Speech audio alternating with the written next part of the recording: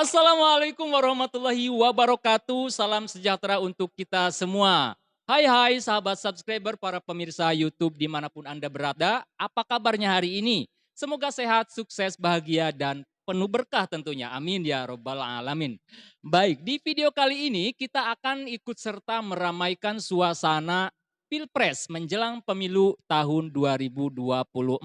Khususnya pasca debat pamungkas tadi malam.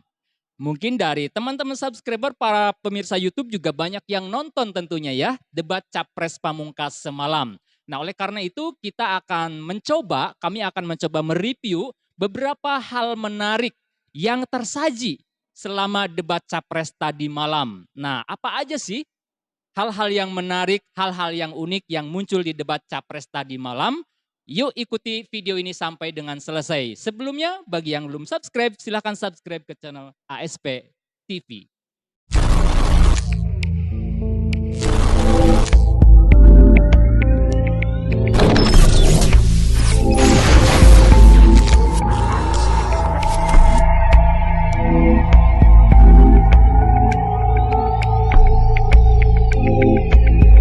Baik, berikut ini beberapa hal-hal yang menarik yang kami angkat dari debat Capres tadi malam.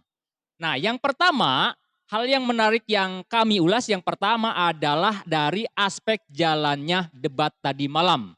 Di mana dalam debat tadi malam ada hal yang menarik. Apa itu? Yang pertama, Anies kok mendadak manis. Nah, ini juga menjadi hal yang menarik. Kenapa? Karena sebelumnya Capres nomor urut 1 yaitu Pak Anies Baswedan cenderung dalam tanda kutip menyerang Capres nomor urut 2 Pak Prabowo dalam debat-debat sebelumnya.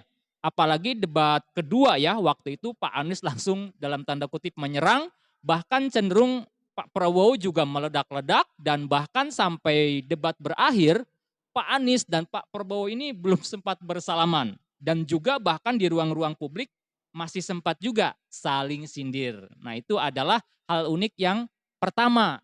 Bahkan beberapa ulasan di media sosial di YouTube ada yang mengulas juga bahwa sikap ataupun perform Pak Anies terhadap Pak Prabowo ini cenderung baik-baik aja gitu ya, nggak ada serangan-serangan dalam tanda kutip. Bahkan ada yang mengulas seperti ini, lirikan Prabowo bikin Anies tersenyum, penonton tepuk tangan. Nah, ini Pak Anies sekarang ya dalam debat terakhir semalam menjadi manis katanya seperti itu. Kemudian juga ada yang mengulas seperti ini ya teman-teman, saya bacakan juga. Anies bahas pendidikan, Prabowo banyak setuju. Nah, itu juga beberapa ulasan yang mencerminkan Pak Anies dan Pak Prabowo dalam debat semalam itu cenderung baik-baik saja. Tidak ada debatable yang meledak-ledak.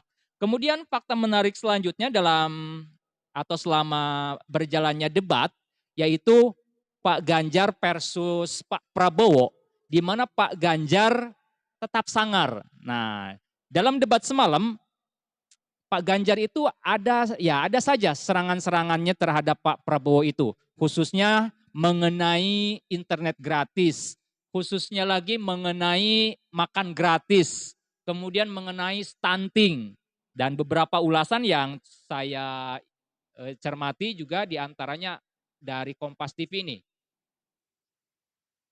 Ulasannya seperti ini, kasih makan anak cegah stunting, terlambat itu. Nah, ini juga kritikan yang sangat pedas juga dari Pak Ganjar kepada Pak Prabowo terkait dengan program makan gratis.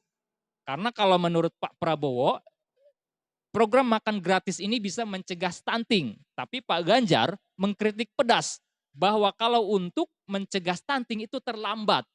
Jadi harus diurus ataupun juga disiapkan sejak pasangan menikah.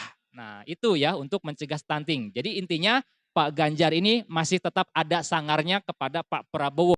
Bahkan di akhir closing statement, Pak Ganjar ini masih cenderung ada sedikit serangan terhadap Pak Prabowo. Mungkin yang nonton ya bisa mengambil kesimpulan ya, seperti itu.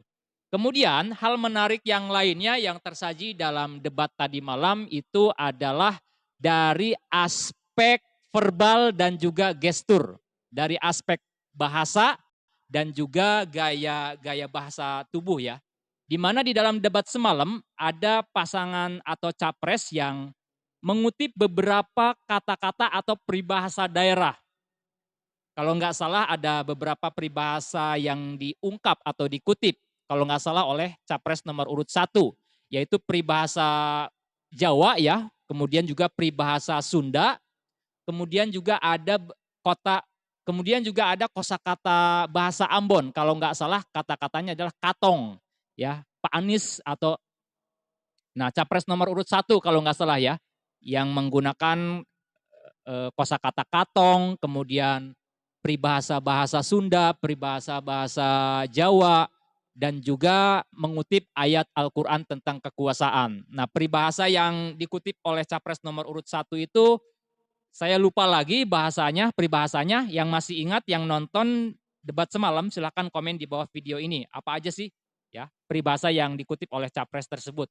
Kemudian juga ada gestur yang menarik menurut saya, di mana dalam pembukaannya, menjelang membuka, menyampaikan visi misi di bidang-bidang yang dibahas tadi malam, itu ada capres yang menggunakan bahasa isyarat, ya, bahasa apa ya, bahasa isyarat kayak begitu, menandakan bahwa mungkin ya capres tersebut memiliki keseriusan dan kepedulian untuk membela hak-hak disabilitas. Karena dalam tema pembahasan debat semalam juga menyinggung tema inklusi. Nah, seperti itu. Kemudian, aspek menarik lainnya adalah dari aspek pemaparan program dan visi misi.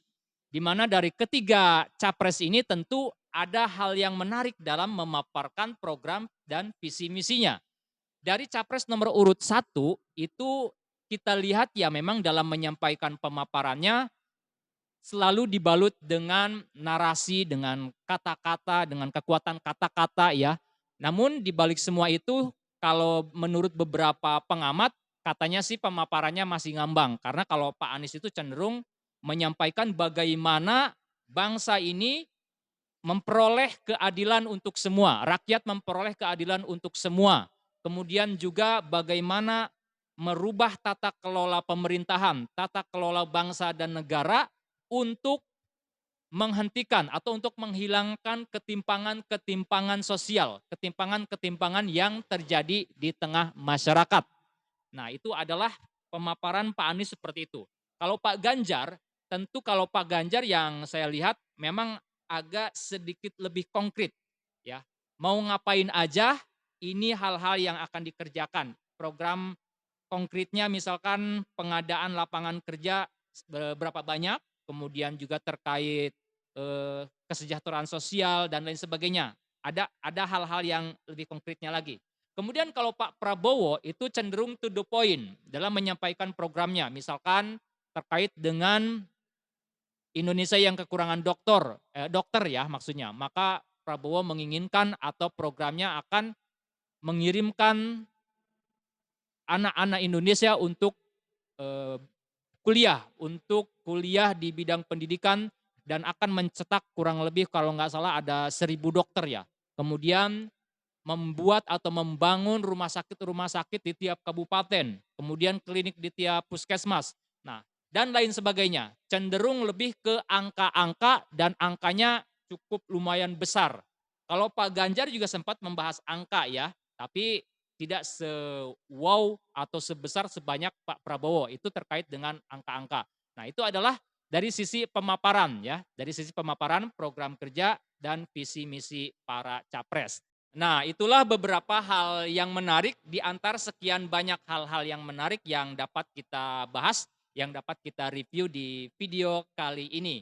Mudah-mudahan teman-teman yang sudah punya pilihan tetap mantap pada pilihannya. Atau ada yang mau pindah pilihan nih, boleh, itu namanya demokrasi, silahkan saja.